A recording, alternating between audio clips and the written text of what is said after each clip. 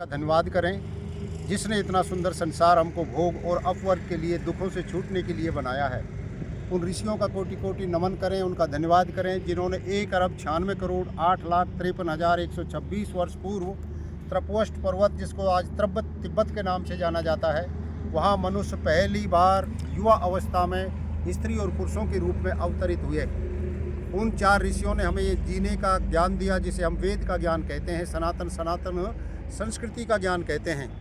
आज से 201 वर्ष पूर्व टंकारा की पवित्र धरती के ऊपर महर्षि दयानंद नाम के एक महाशख्सियत का उद्भव हुआ, और जिसने भारत माता को आज़ाद कराने के लिए हमें आर्य समाज निर्माण करके जिसकी 150वीं जयंती मनाई जा रही है, हम उस ऋषि को भी कोटि कोटि नमन करते हैं। इस प्रांगण में विराजमान सभी भद्र पुरुषों, पूजा के योग्य मातृशक्ति, युवा साथी और प्यारे बच्चों, आज मैं आपके सामने उन विषयों की छोटी थोड़ी सी चर्चा करना चाहता हूं, जो आज विषय राष्ट्र के लिए बहुत ज्वलंत समस्या बनते चले जा रहे हैं। जैसे जनसंख्या वृद्धि का एक हमारे राष्ट्र के ऊपर इतना बोझ हो चुका है, उसके लिए हम विचार करें कि अगर ये जनसंख्या इसी तरह से बढ़ती चलेगी तो हम कितने ही हाईवेज बनाएं, कितने ही हॉस्पिटल बनाएं, कितने ही हम स्कूल बनाएं, कितने ही हम हवाई अड्डे बनाएं, कितनी रेलगाड़ियां चलाएं, फिर भी भार बराबर बना रहेगा। इसलिए मेरा सारी जनता के लोगों से, भद्र पुरुषों से, श्रेष्ठों से और शासन प्रशासन के लोगों से निवेदन है कि आज आवश्यकता है भारत को विश्व गुरु बनाने की, तो सबसे पहले जनसंख्या नियंत्रण का कानून लाया जाए, जनसंख्या का भार कम किया जाए और विकास की दर बढ़ाई जाए। ये मेरा अनुरोध है। दूसरा, समान शिक्षा रखी जाए राष्ट्र के अंदर, जिसमें सारी शिक्षा का एक मूल एकीकरण हो। पूरे केंद्र से लेकर राज्य सरकार, जिला पंचायत समिति, ग्राम ढाणी तक जो विद्या दी जाती है उसका एकीकरण हो, जिसमें पढ़ने के बाद कोई ये न कह सके कि मुझे तो ये पढ़ाया और प्रश्न उत्तर इस पाठ्यक्रम में से आए। इसलिए मेरा अनुरोध है सभी प्रबुद्ध जनों से, राष्ट्रभक्तों से, शिक्षाविदों से, और जो हमारे बच्चों को, नौनिहालों को आगे बढ़ना देखना चाहते हैं, उन सब लोगों से हाथ जोड़कर अनुरोध है कि वो शिक्षा की एकीकरण की मांग हमारी भारतीय सरकार, जो आज वास्तव में हमारी वैदिक सनातन संस्कृति की ओर जिसका मुख उग्रतर हो रहा है, मुड़ रहा है, हम उस सरकार से निवेदन कर देना चाहते हैं कि पूरे राष्ट्र में एक शिक्षा हो।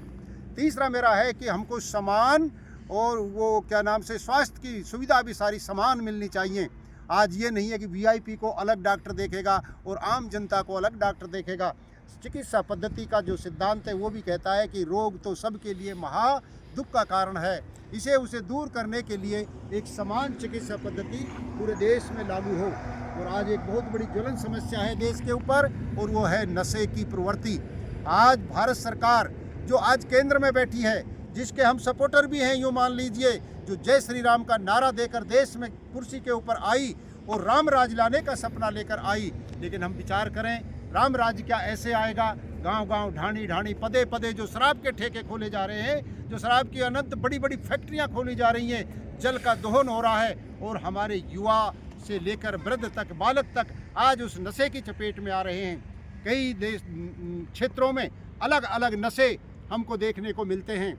हम कहीं देखते हैं तो अफीम का बहुत बड़ा प्रचलन है, कहीं देखते हैं तो जो गांजा है, कहीं भांग का है, कहीं मूल रूप से शराब है, और शराब सब दुखों की जननी है। हम निवेदन कर देना चाहते हैं, पुरुषोत्तम राम के राज्य में कहीं शराब का रामायण के अंदर कभी वर्णन हो तो हम भी मान लें कि हाँ ठीक है, राम राज्य में भी ऐसी व्यवस्थाएं थी। नहीं, ये भारत तभी विश्व गुरु बन सकता है।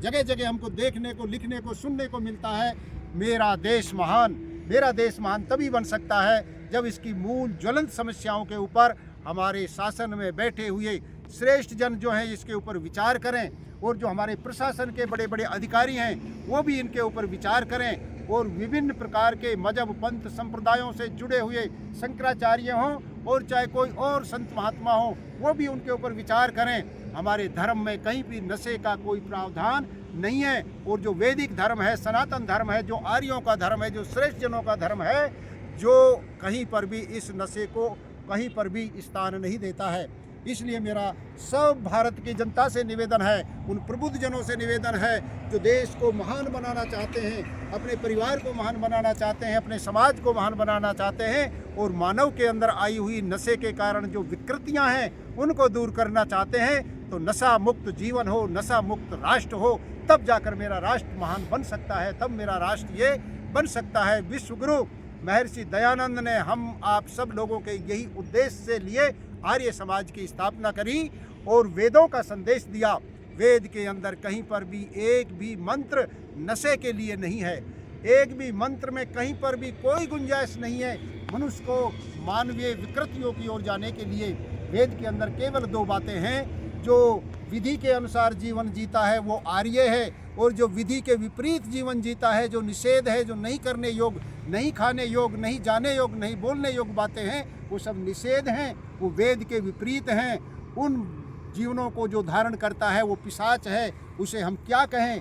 हमारे यहाँ तो वर्ण और आश्रम व्यवस्था है, इस आश्रम और वर्ण व्यवस्था के अंदर भारत में महानता के स्वप्न दिखते हैं, और जब जब वेद की विद्या सब जगह प्रचलित होती है तो ये मेरा देश महान बनता है। इस देश को महान बनाने के लिए आए हम सब आर्य जन, हम श्रेष्ठ जन, हम सारे के सारे प्रबुद्ध जन आज विश्व गुरु बनने के लिए तैयारी कर रहे हैं। जो विश्व में शांति का संदेश देता है, जो विश्व में विकास का संदेश देता है, वो केवल और केवल एक सिद्धांत है, वो है वेद का सिद्धांत। वरना प्यारे प्रभु परमात्मा ने हमको अन्य रास्ते सारे बंद कर दिए हैं कि वेदामहंतम पुरुषम महंतम आदित्य वर्णम तम से परस्ता तुम्हें विदित्वाति मृत्यु वेति नान्या पंथा विदते अनाय। आज मानव ने जो अनेक मजहब पंथ संप्रदायों से जो रास्ते बनाकर सुखी का, शांति का और विकास का रास्ता ढूंढना चाहते हैं, वो रास्ता एक भी सही नहीं है। चाहे वो इस्लाम का रास्ता हो, चाहे ईसाइयत का रास्ता हो, चाहे कम्युनिस्ट का रास्ता हो, और चाहे अन्य मजहब पंथ संप्रदायों के व्यक्तिगत बनाए हुए रास्ते हैं, वो सारे रास्ते तो पगडंडियों के रास्ते हैं जो आगे जाकर बंद हो जाते हैं। रास्ता तो केवल एक है जिसे हम वेद का रास्ता कहते हैं। प्यारे प्रभु परमात्मा ने हमें जीने के लिए, हमें सुख से रहने के लिए, हमारी उन्नति करने के लिए और अंततः आत्मा को मोक्ष के तक दरवाजे तक पहुंचाने के लिए एक ही रास्ता दिया, और वो है वेद का रास्ता। आए ऋषि महर्षि दयानंद के उस मिशन को आगे बढ़ाने के लिए वेदों की ओर लौटें। हिंदुओं, वेदों के अंदर क्या है? वेदों के अंदर वो सारी व्यवस्थाएं हैं जिससे आत्मा का कल्याण होता है, समाज में शांति होती है, मानव जीवन में विकास होता है, और सब भाईचारा, विश्व बंधुत्व की भावना और विश्व कुटुंब की भावना पैदा होती है। ये वेदों का संदेश है। आए मिलकर हम वेदों के साथ चलें। बोलो भारत माता की जय, महर्षि देव दयानंद की जय। आर्य समाज बढ़ता रहे, आर्य समाज खुलता रहे। ओम।